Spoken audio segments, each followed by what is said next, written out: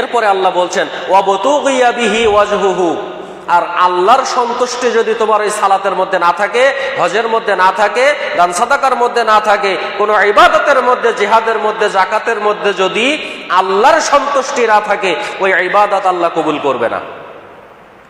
যে কথা আল্লাহ কোরআনে বলছেন 6 নম্বর সূরা আনআমের 162 নম্বর আয়াত, আল্লাহ বলছেন কুল ইন্না সলাতি, হে নবী তোমার সলাত, ওয়া নুসুকি তোমার কুরবানি, ওয়া মাহইয়ায়া তোমার জীবন, ওয়া মামাতি তোমার মরণ, লিল্লাহি রাব্বিল আলামিন।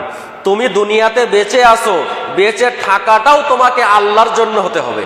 তার মানে আল্লাহর জন্য যদি আমার বেঁচে থাকাটা হয়, তাহলে আল্লাহর বিধান আমাকে কায়েম করতে হবে, আল্লাহর দ্বীনকে আমাকে প্রতিষ্ঠিত করতে হবে।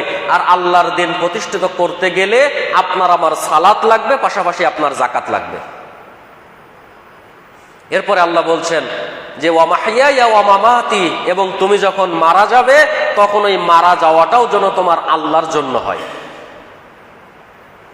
এই মারা যাওয়ার সময়টাতেও আপনার জন্য, আল্লাহর জন্য আপনি মরতে পারেন, এইটা হচ্ছে সবচেয়ে বড় একজন মুসলমানের জন্য পাওয়া।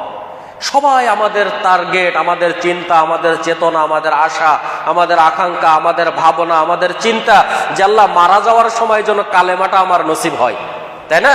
এটা সব নারী পুরুষের, মুসলমানদের সবার চিন্তা ধারণা। কিন্তু কয়জন মানুষ এই কালেমাটা নসিব হবে মরার সময়? তো সম্মানিত হাজিরিন, যে কথা বলছিলাম, আমরা যখনই যে কোনো ইবাদত করব, সেই ইবাদতের মধ্যে দুইটা জিনিস রাখতে হবে।